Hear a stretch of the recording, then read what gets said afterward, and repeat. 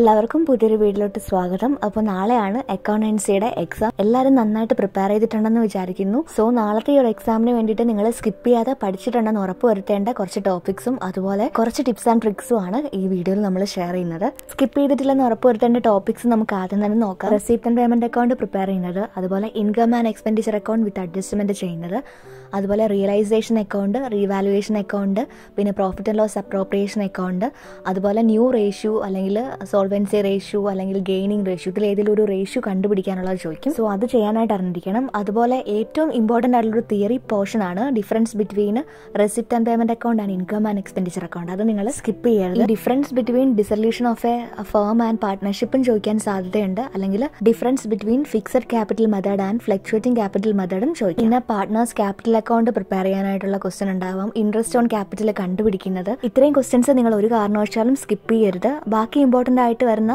Questions ഒക്കെ നമ്മൾ focus area based ആയിട്ടുള്ള വീഡിയോയിൽ ചെയ്തിട്ടുണ്ട്. ഇനി പരീക്ഷയുടെ തലേദിവസം പഠിക്കാൻ സ്റ്റാർട്ട് ചെയ്തിട്ടുള്ള ആരെങ്കിലും ഉണ്ടെങ്കിൽ പെട്ടെന്ന് തന്നെ കംപ്ലീറ്റ് ചെയ്യുക. കുറച്ചുകൂടി സ്മാർട്ട് ആക്കുക. അതായത് വരാൻ ചാൻസ് ഉള്ള ക്വസ്റ്റ്യൻസിന് കുറച്ചുകൂടി ഇമ്പോർട്ടൻസ് കൊടുത്ത് ആ ടോപ്പിക്സ് കുറച്ചുകൂടെ നന്നായിട്ട് നോക്കുക. പിന്നീട് നിങ്ങൾ പ്രത്യേകം ശ്രദ്ധിക്കേണ്ട ഒരു കാര്യം എന്ന് പറയുന്നത്, ഒരു ടോപ്പിക്ക് മാത്രം നിങ്ങൾ ഫോക്കസ് ചെയ്തിട്ട് ഈ ഒരു ദിവസം കളയരുത്. നിങ്ങൾ എല്ലാ ടോപ്പിക്സും ജസ്റ്റ് ഒന്ന് നോക്കിയിട്ട് വേണം പോകാനായിട്ട്. പിന്നെ ഫോക്കസ് ഏരിയ ബേസ്ഡ് ആയിട്ടുള്ള അക്കൗണ്ടൻസിയുടെ ഇമ്പോർട്ടന്റ് ക്വസ്റ്റ്യൻസ് അടങ്ങിയ വീഡിയോ നമ്മൾ ചെയ്തിട്ടുണ്ട്. കമ്പ്യൂട്ടറൈസ്ഡ് അക്കൗണ്ടിംഗിൽ ഫോക്കസ് ഏരിയ ബേസ്ഡും നോൺ ഫോക്കസ് ഏരിയ ബേസ്ഡും ഇമ്പോർട്ടന്റ് ക്വസ്റ്റ്യൻസും ചെയ്തിട്ടുണ്ട്.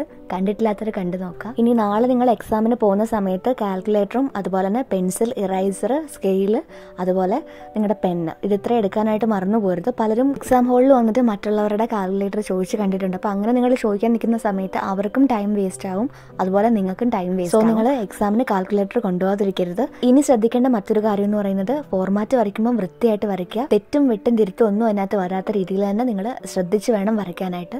മാക്സിമം തെറ്റുകൾ ഒഴിവാക്കുമ്പോഴത്തേക്ക് ഈ ഫോർമാറ്റ് വരയ്ക്കുന്നതിനും മാർക്ക് ഉണ്ടെന്നുള്ള കാര്യം നിങ്ങൾക്ക് അറിയാമല്ലോ. അപ്പം വൃത്തിയായിട്ട്, എത്രത്തോളം വൃത്തിയായിട്ട് നിങ്ങൾക്ക് എഴുതാൻ പറ്റും അത്രത്തോളം വൃത്തിയായിട്ട് തന്നെ എഴുതണം. അതുപോലെ നിങ്ങൾക്ക് ഒരു ക്വസ്റ്റ്യൻ മനസ്സിലായില്ല അല്ലെങ്കിൽ അതിനകത്ത് ക്വസ്റ്റ്യനകത്ത് തെറ്റുണ്ടെന്ന് പറഞ്ഞിട്ട് നിങ്ങൾ ആ ക്വസ്റ്റ്യൻ സ്കിപ്പ് ചെയ്യരുത്. അങ്ങനത്തെയൊക്കെ ഡൗട്ട് ഉണ്ട് അല്ലെങ്കിൽ ക്വസ്റ്റ്യനകത്ത് എന്തെങ്കിലും തെറ്റുള്ളതായിട്ട് നിങ്ങൾക്ക് തോന്നിയിട്ടുണ്ടെങ്കിൽ അത് ജസ്റ്റ് ഒന്ന് അറ്റൻഡ് ചെയ്ത് വെക്കാനായിട്ട് ശ്രമിക്കുക. അച്ചടിപ്പശവും മൂലമൊക്കെ അങ്ങനെ ക്വസ്റ്റ്യൻസ് തെറ്റായിട്ട് വരാനുള്ള ചാൻസ് ഉണ്ട്. അങ്ങനെ വല്ലതും ഉണ്ടെങ്കിൽ നിങ്ങൾക്ക് ആ ക്വസ്റ്റ്യന്റെ മുഴുവൻ മാർക്കും അവിടെ കിട്ടും. മാക്സിമം നിങ്ങൾക്ക് എഴുതേണ്ട എല്ലാ ക്വസ്റ്റ്യൻസും അറ്റൻഡ് ചെയ്ത് വെക്കാനായിട്ട് ശ്രമിക്കാം. ഇനി ചിലർക്ക് കമ്പ്യൂട്ടറൈസ്ഡ് അക്കൗണ്ടിങ്ങിന് തിയറി പാർട്ട് കൊടുത്ത് ടെൻഷൻ ഉണ്ടായിരിക്കും. നിങ്ങൾ ടെൻഷൻ അടിക്കേണ്ട ഒരു ആവശ്യമില്ല. ഒരുപാട് ടഫ് ആയിട്ടുള്ള ക്വസ്റ്റ്യൻസ് ഒന്നും ചോദിക്കാൻ സാധ്യതയില്ല. അതുപോലെ 60 മാർക്കും ഒരു ആവറേജ് സ്റ്റുഡന്റിനാണെങ്കിൽ പോലും 60 മാർക്കും മേടിക്കാൻ പറ്റുന്ന സബ്ജക്റ്റ് ആണ് കമ്പ്യൂട്ടറൈസ്ഡ് അക്കൗണ്ടിങ്. സോ ആരും തന്നെ ടെൻഷൻ അടിക്കേണ്ട ആവശ്യമില്ല.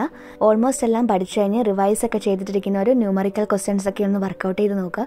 ആ ഒരു ന്യൂമറിക്കൽ ക്വസ്റ്റ്യൻസ് വർക്കൗട്ട് ചെയ്തിട്ട് ഉള്ളവർക്ക് ഒരു ടഫും ഇല്ലാതെ തന്നെ നിങ്ങൾക്ക് എക്സാം അറ്റൻഡ് ചെയ്യാനായിട്ട് പറ്റും. നിങ്ങൾ കൂളായിട്ട് എല്ലാം ഒന്ന് റിവൈസ് ചെയ്ത് കോൺഫിഡന്റ് ആയിട്ട് പോയി എക്സാം എഴുതിയിട്ട് ഓൾ ദ ബെസ്റ്റ്.